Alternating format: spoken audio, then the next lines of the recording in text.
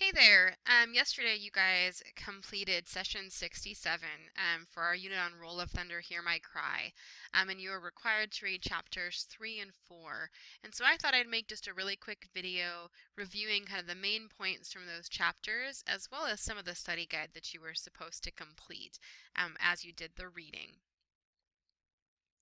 I just want to give you a quick reminder that the purpose of these extra videos and of these extra Class Connect sessions that I'm holding as we complete this novel are to help you review the main points of the novel and work on that student guide. And we are going to meet on Wednesdays and Thursdays from 10 to 10:30. My only requirement is that you complete the lesson on the class plan for the day before you come to class. Now today is Friday and we're not having an extra Class Connect session, so this video is taking the place of that. I wanted to make sure that we had an opportunity to review chapters 3 and 4 and session 67. Just a reminder that the online book and the audio book are both online in the class plan section of our class. If you go to class plan, you should see a link to both. So if you don't have a book yet, you can use the online book until you get yours. And if it helps to listen to a reading of the book, you can use that audio recording as you read. Okay, let's jump into chapters 3 and 4. One of the things that you have to do on your study guide is provide a summary of the main points, so the big ideas and the big things that happened in both chapters 3 and 4. And so I've broken it up by chapter. Let's take a look at chapter 3 first. As we start chapter 3, it's in late October, and the rainy season has started. The children continue to be furious and upset at the bus that drives by them in the morning because it continues to splash them, and the white children on the bus continue to kind of make fun of them. So the entire Logan family is really frustrated with that, especially little man. As a result, Stacy comes up with a plan. At recess, they go out to the road with shovels and they dig out a hole that is soon filled with rain because it's been raining so much. Then, that afternoon, when the bus goes by, it gets stuck in the washout that results. So the bus actually gets stuck in all that mud because of the hole that they've dug. And as a result, the children are all really happy. So the Logan family children rejoice and they're super happy. However, that evening, trouble comes. TJ's father stops by the Logan home to warn them that the white men are riding again. Now, remember, at the beginning of the story, the white men had burned the Berries, and one of the Berry family members actually died because of the burning. So when they hear that the white men are riding again, that frightens the children. We find out that Harlan Granger's maid has overheard him talking about it with the bus driver. Now remember, Harlan Granger is the gentleman that owns the farmland close to where the Logans live. So the Logans own their own land, but many of their neighbors work on the Harlan Granger land and on their farm. They sharecrop on their farm.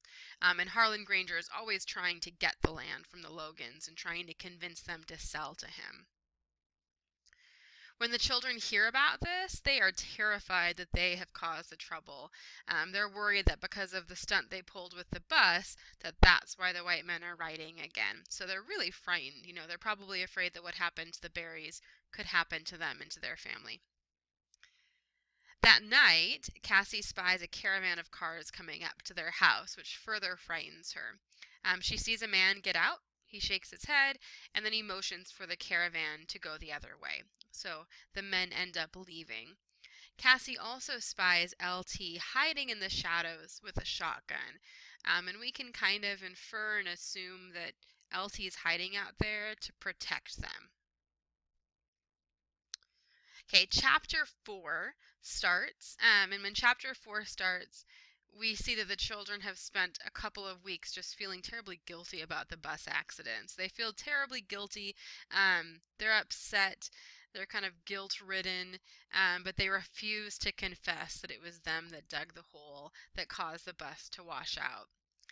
They end up finding out from TJ that the white men were riding for a different reason that night when they came to their house, and they feel relieved.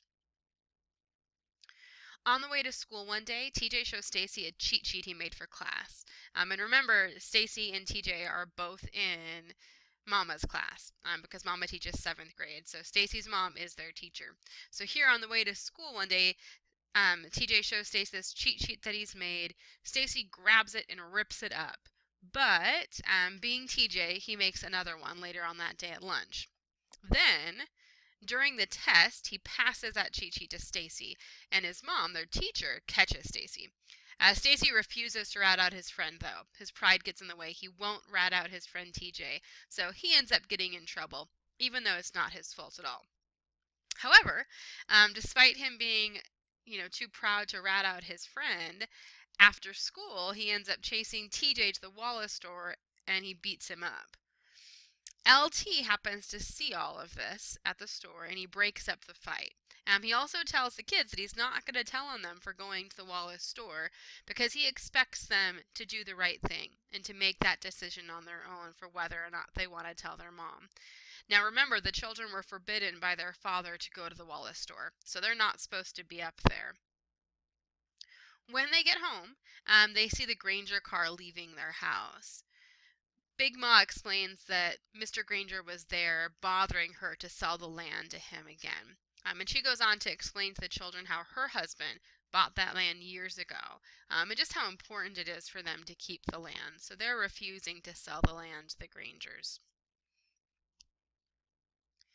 That evening, Stacy decides to tell his mom about going to the Wallace store. So he comes clean about the Wallace store.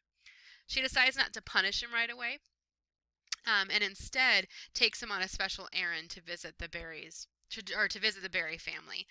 One member is still recovering from being burned. It's there that Stacy finds out that it was the Wallace brothers who burned the berries, which is why they're not allowed to go to the Wallace store. So it's the Wallace brothers that set the berries on fire, and that's why they're forbidden to go to the Wallace store. At the end of chapter 4, we also see the Logan family encouraging others to stop shopping at the Wallace store. So they're encouraging others to not give their business to the Wallaces.